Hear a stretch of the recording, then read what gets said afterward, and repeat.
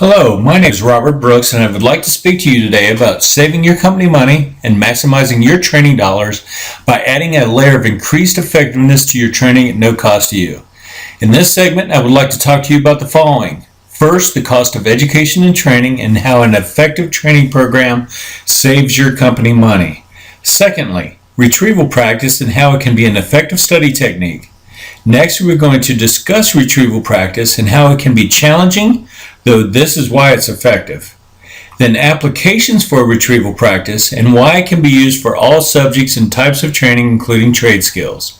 Finally, I will provide you with some implementation strategies for various environments. Let's begin. We have two objectives for today's training. First, we would like you to, after reviewing the presentation, be able to identify the benefits of using retrieval practice in the company's training environment and be able to apply retrieval practice to training events. Dedicated learning strategies and techniques can be applied to company training programs to increase the effectiveness of learning. Often when cost savings are looked at in tough economic times, training programs are the first to suffer. However, the damage done when this is the first course of action outweighs any cost savings you might incur. Implementing effective learning strategies will save you money without costing you money. First, let's look at the importance of effective company training. A competent, well-trained worker doesn't make errors like an untrained worker might. In the picture, first we may chuckle a little about the obvious bad choices the above worker is making. However, this is an actual human being who is very likely to be crushed to death with the slightest movement of this vehicle. Not only are we concerned about this because we're all human and have general empathy for the position this gentleman is putting himself in, but improper training can expose your company to devastating legal liability. Well-trained employees feel confident in their position and with that confidence, more engaged in company goals. Everyone is working towards the same end. Well-trained employees are more productive, which reduces labor costs. Obvious benefit with huge impact to your bottom line. A well-trained employee has less need for supervision. A quality training program can reduce workplace issues such as absenteeism. Customer service skills can be improved by good training, which affects your bottom line. Good training can be seen as a reward for our employees, is appreciated, and improves retention. With all these benefits, we should always focus on the most effective training program possible. Now I'm going to show you a way to improve learning effectiveness.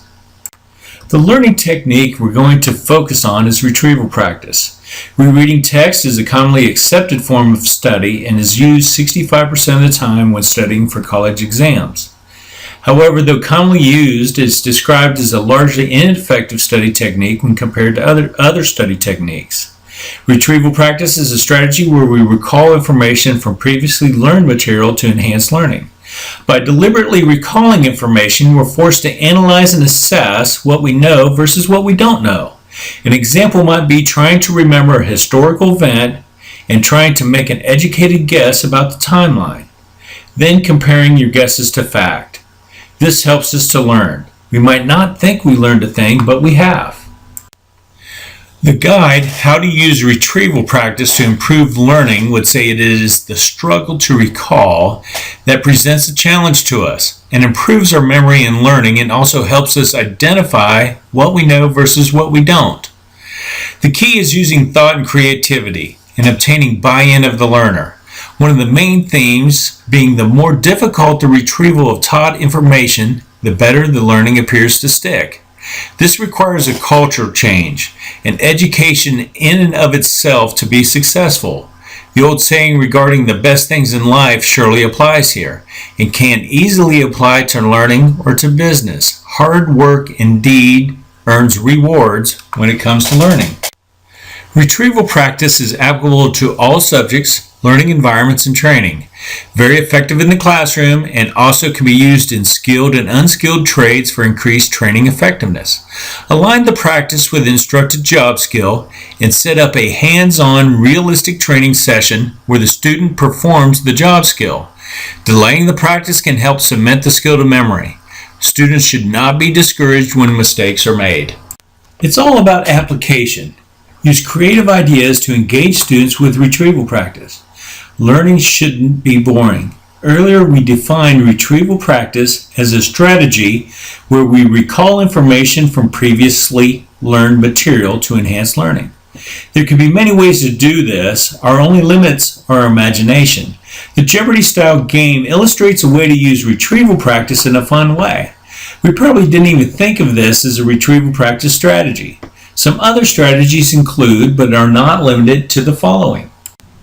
It's all about application. Use practice tests to engage students with retrieval practice. If these tests are available in your book or training manual, use those. You may find tests on the internet for popular subjects. It's all about application. Use practice questions to engage students with retrieval practice. If practice questions are not available, you can make your own and study them. Developing the questions also encourages learning. Instructors can copy these student-created products to form a library for classes. It is all about application. Use concept maps to engage students with retrieval practice. To begin, write down everything you know on a subject or task. Do not reference notes doing this. Once complete, couple this product into a concept map where the relationships are explained between the words. This can be quite effective.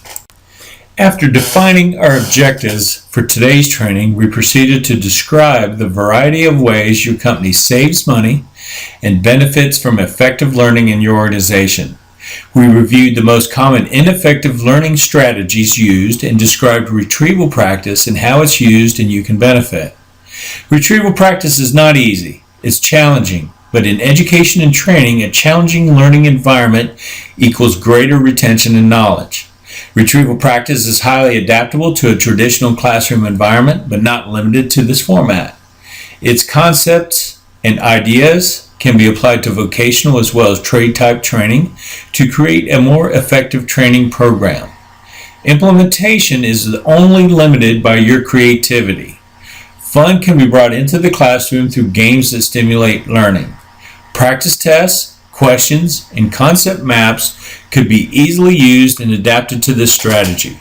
I hope you enjoyed this presentation. I will conclude with my reference page. Thank you for viewing.